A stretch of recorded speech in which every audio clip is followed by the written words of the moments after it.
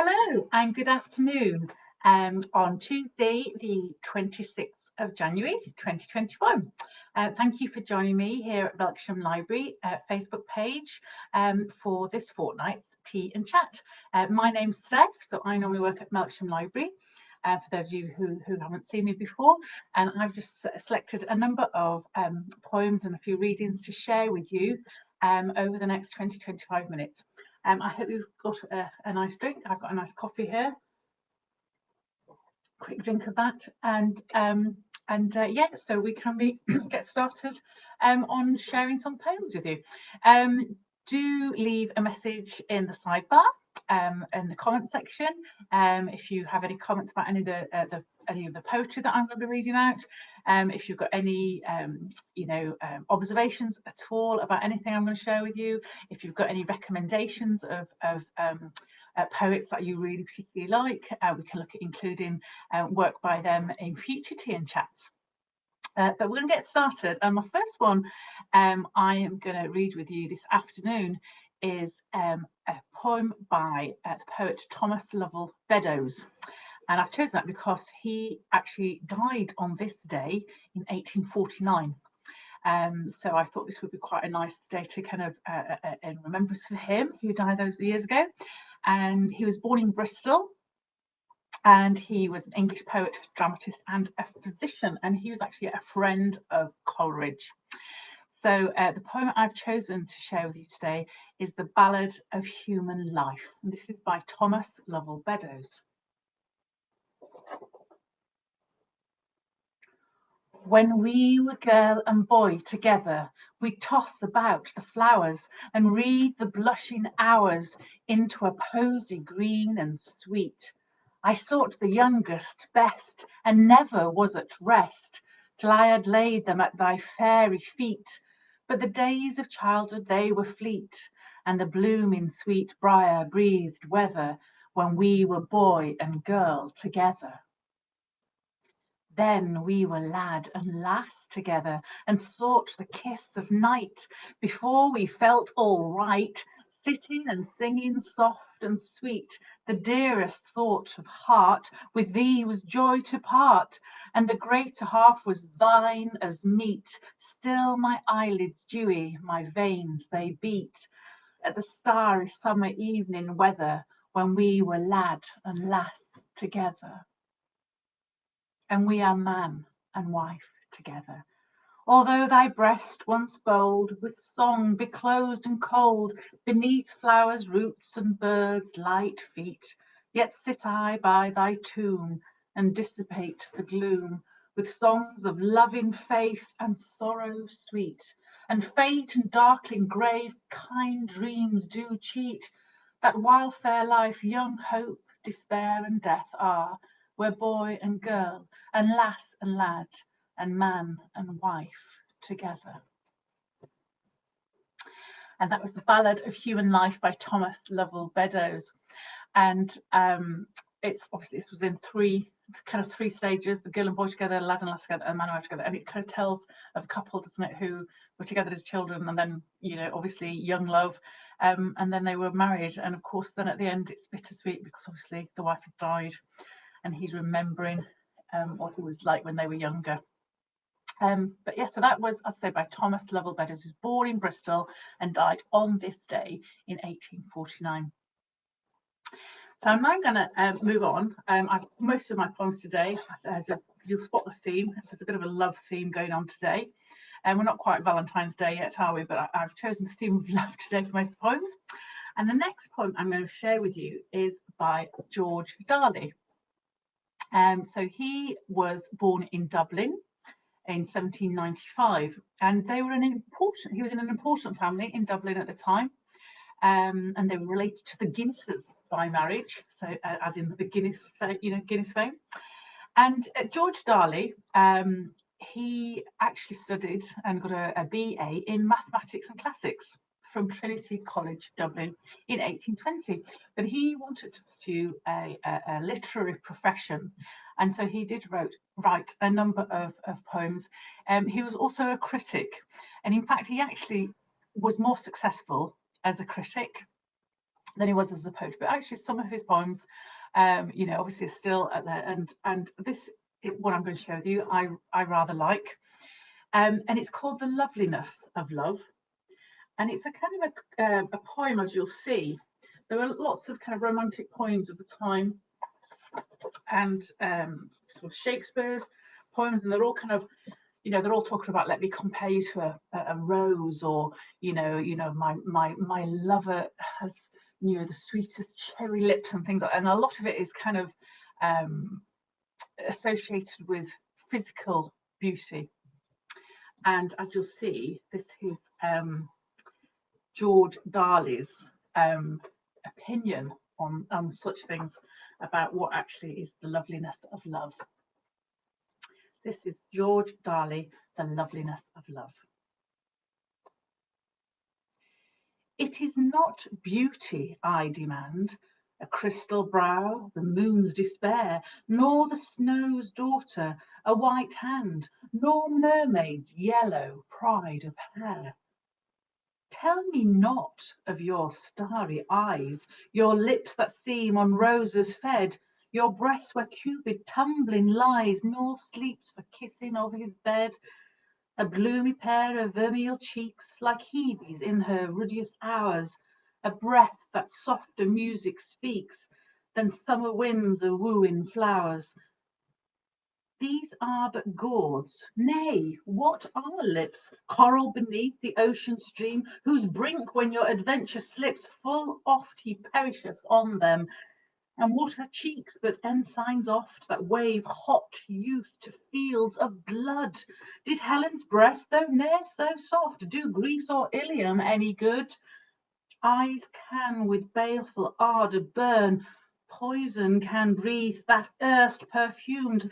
There's many a white hand holds an urn with lovers' hearts to dust consumed.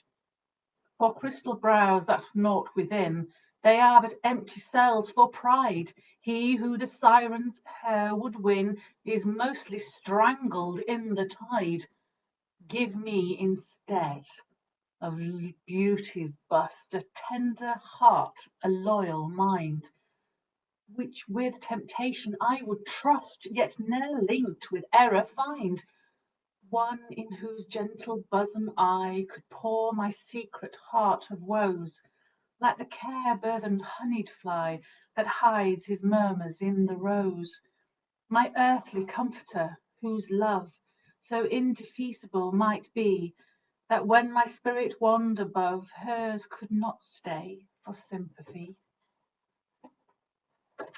And that was The Loveliness of Love by George Darley. And I think, as you could hear in his poem, he's not interested in some of those more superficial attributes of beauty. He's interested more about the kind of a tender heart, and someone who is loyal.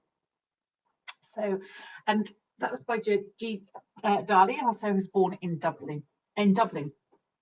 Now, a number of these poets, I don't know if you've heard of George Darley or indeed Thomas Beddoes, who I the first poem. Quite a few of the poems I've chosen today aren't by as poets who are maybe as well known, and I thought I would explore a few of the kind of lesser known poets. And it's been fascinating. I've got this book here which I borrowed from this is actually from Melksham Library. So Palgrave's Golden Treasury, and it's just full of poems from as back as the 1500s into the 20th century. And it's been fascinating kind of reading through and discovering new poets that I'd never come across before, and some wonderful things in here. So often we kind of get sidetracked, don't we, just by the kind of, you know, people's favourite poems and famous poets, and it's actually really nice sometimes to explore and just dig a bit deeper and find, as I say, new poets. And there's all sorts of things you can look online as well, for the Poetry Foundation, for instance, where you can explore new poets. So I'm going to move on now, and this is a poem which is by it's an English poet, Christopher Marlowe, and this poem was published in 1599. So back in Elizabethan times. It was actually published 6 years after the poet's death, and it's called The Passionate Shepherd to His Love. And this poem, you'll recognise probably the first line. It's It is one of the best known love poems in the English language, and it's considered one of the earliest examples of the pastoral style of British poetry from the late Renaissance period. So I'm going to read you The Passionate Shepherd to His Love by Christopher Marlowe. And this, as I say, is taken from this book here. Come live with me and be my love, and we will all the pleasures prove that hills and valleys, dale and field, and all the craggy mountains yield. There will we sit upon the rocks and see the shepherds feed their flocks. By shallow rivers to whose falls melodious birds sing madrigals, there will I make thee beds of roses and 1,000 fragrant posies, a cap of flowers and a kirtle, embroidered all with leaves of myrtle, a gown made of the finest wool, which from our pretty lambs we pull, fair lined slippers for the cold, with buckles of the purest gold, a belt of straw and ivy bud, with coral clasps and amber studs. And if these pleasures may thee move, come live with me and be my love. Thy silver dishes for thy meat, as precious as the gods do eat, shall on an ivory table be prepared each day for thee and me. The shepherd swains shall dance and sing for thy delight each May morning. If these delights thy mind may move, then live with me and be my love. And that's by Christopher Marlowe. And as I say, it was published actually 6 years after his death, published in 1599. And as I say, it is considered one of the best known love poems, and it actually inspired many other pieces of work, not just poetry, musicals, plays, all sorts of things. And it was actually subject of at the time, a well-known reply by Walter Raleigh, who obviously was a very significant figure from Elizabethan time. He was one of Elizabeth I's favourites. Came to a slightly more sticky end once James I was on the throne. And he wrote a reply called The Nymph's Reply to the Shepherd. And as you'll see, what he thinks in his reply.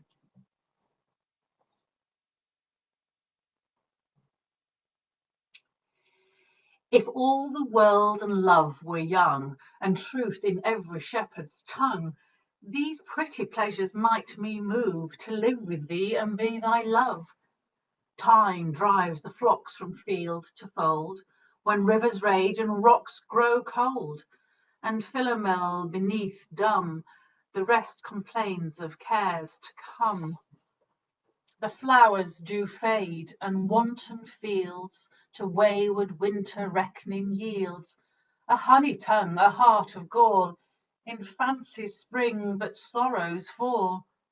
Thy gowns, thy shoes, thy beds of roses, thy cap, thy kirtle, and thy posies, soon break, soon wither, soon forgotten, in folly ripe, in reason rotten. Thy belt of straw and ivy buds, thy coral clasps and amber studs, all these in me no means can move to come to thee and be thy love.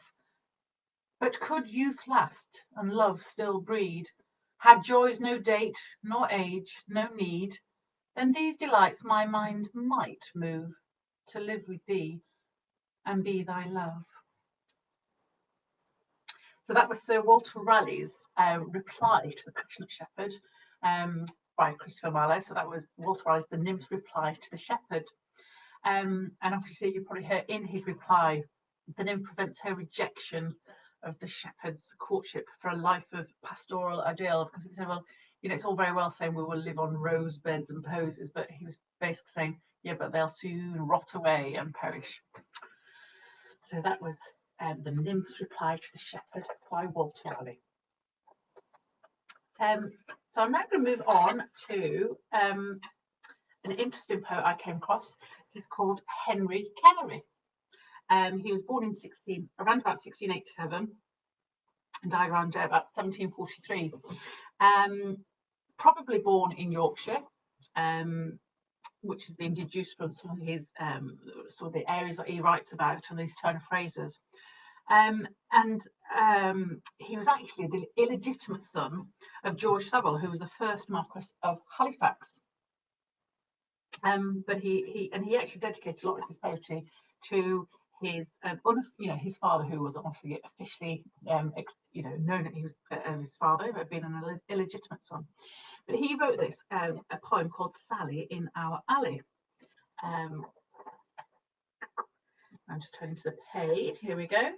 And yeah, I rather like this one. This is by Henry Carey, and so this was actually written in the early 1700s.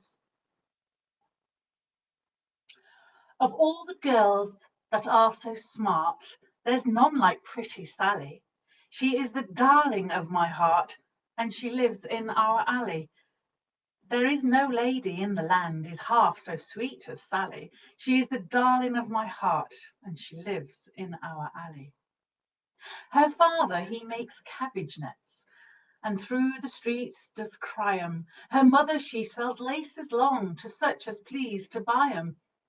But sure such folks could ne'er beget so sweet a girl as Sally. She is the darling of my heart, and she lives in our alley.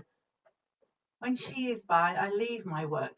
I love her so sincerely. My master comes like any Turk and bangs me most severely. But let him bang his belly full, I'll bear it all for Sally. She is the darling of my heart, and she lives in our alley. Of all the days that's in the week, I dearly love but one day, and that's the day that comes betwixt a Saturday and Monday. For then I'm dressed all in my best to walk abroad with Sally. She is the darling of my heart, and she lives in our alley. My master carries me to church, and often am I blamed, because I leave him in the lurch as soon as text is named. I leave the church in sermon time and slink away to Sally. She is the darling of my heart, and she lives in our alley. When Christmas comes about again, oh, then I shall have money. I'll hoard it up and box it all. I'll give it to my honey. I would it were £10,000. I'd give it all to Sally. She is the darling of my heart, and she lives in our alley. My master and the neighbours all make game of me and Sally, and but for her I'd better be a slave and row a galley. But when my 7 long years are out, oh, then I'll marry Sally. Oh, then we'll wed and then we'll bed, but not in our alley. And that was by Henry Carey. And I just really like that. I like there's a little bits of humour in there, and at the end it's about after my 7 long years. So presumably he's the character in is someone who's maybe on some kind of apprenticeship. They've had those 7-year long apprenticeships with his master, and then he'll have his freedom to maybe marry Sally. One of the reasons I like this poem when I came across it is because it reminds me of the early 20th century song On Mother Kelly's Doorstep.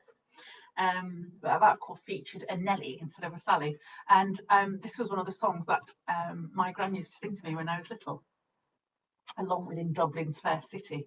And so I think that was one of the reasons when I came across Sally in our alley, I really liked it, because I say it reminded me of On Mother Kelly's Doorstep. And of course I was brought up in Yorkshire, so and I'd say my gran used to sing that to me. Henry Carey, I thought it was quite interesting finding out a little bit about him. And in the 1740s, it's possible that he may have been the first person to sing God Save the King in a public setting, an official setting. It was a Patriot Whig meeting. And in fact, there are a number of theories about who actually wrote the words of the original God Save the King. There are a number of theories, and scholars can't agree on what is the correct theory. Excuse me, still a little bit of a mystery. But there are some who attribute our national anthem to Henry Carey. And in fact, it was actually in the Bath Chronicle of 13th of August 1795. So this was a number of years after his death, but they recounted, this is a quote that I'm going to take from the Bath Chronicle, which basically is referring to somebody who gave testimony that that they believed proved that he was the person who'd written it. As I say, scholars disagree because there's all sorts of conflicting evidence, but this is the quote from the Bath Chronicle of 13th of August 1795. The uncertainty concerning the author of the works and music of God Save the King has been removed by the testimony of Mr. John Christopher Smith of Bath, who says that Mr. Henry Carey came to him with the words and melody of the song in question, desiring him to correct the bass, which Mr. Smith told him was not proper, and at Mr. Carey's request, Mr. Smith wrote down another incorrect harmony. So that is just one bit of evidence. The testimony of Mr. John Christopher Smith that Henry Carey, who's the illegitimate son of the Marquess of Halifax, was the person who actually originally wrote God Save the King. As I say, scholars dispute it, and maybe we'll never know. But certainly the earliest published version of God Save the King for two voices does seem to date from the 1740s, so the dates certainly do match. So there you go. So I've had a number of love poems that I've shared with you so far today. I'm going to finish with one which isn't a love poem. It's got slightly more humour in it and a little bit of a moral tale as well. And this is by a poet called Thomas Gray. And it's based on an actual incident which occurred in a house of a friend. So Thomas Gray was visiting a friend, and this friend had two cats, female cats, who are called Selima and Zara. And Thomas Gray decided that this incident that he was witness to thought it would be a good basis for his writing of an amusing poem, which also was a bit of a moral. And it's actually in complete contrast to most of his work, because most of the works of Thomas Gray are actually quite serious and almost gloomy. But this is one, I say, based on a true story, and it's ode on the death of a favourite cat drowned in a tub of goldfishes. This is by Thomas Gray. 'Twas on a lofty vase aside, where China's gayest art had dyed the azure flowers that blow, demurest of the tabby kind, the pensive Selima reclined, gazed on the lake below. Her conscious tale her joy declared, the fair round face, the snowy beard, the velvet of her paws, her coat that with the tortoise vies, her ears of jet and emerald eyes, she saw and purred applause.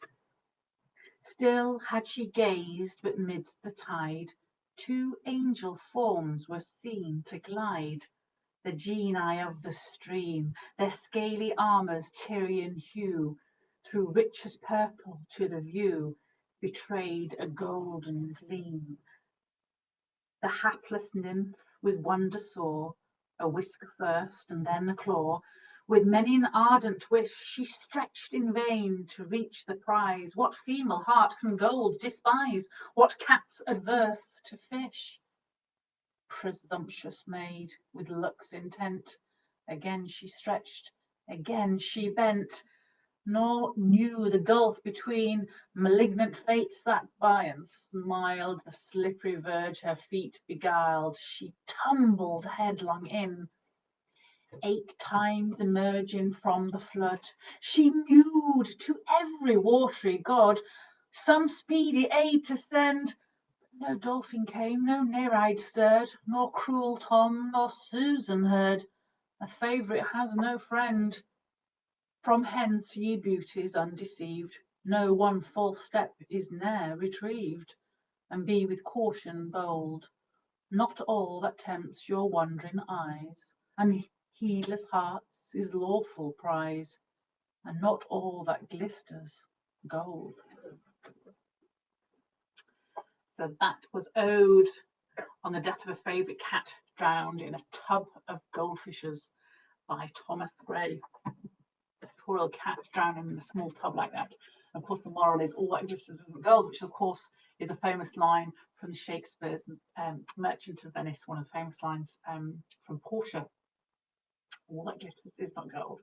So that's my selection of poems for today, with a number of poets that I've not really come across before. So I was doing a little bit of digging and coming across a few slightly less known poets.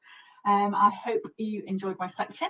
It's quite a romantic love selection today, apart from that one at the end. Do comment and message if there's any lesser known poets that you really like, or poems that you'd really like, and we can maybe include those and share those in future tea and chats. Basil will be with you in 2 weeks' time. So that is on the 9th of February, and that will be from Trowbridge Library.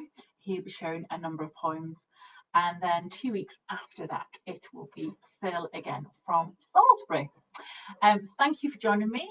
Do enjoy the rest of your afternoon and whatever you're drinking. Final drink of coffee for me. And yeah, thank you very much, and take care of yourself. Bye.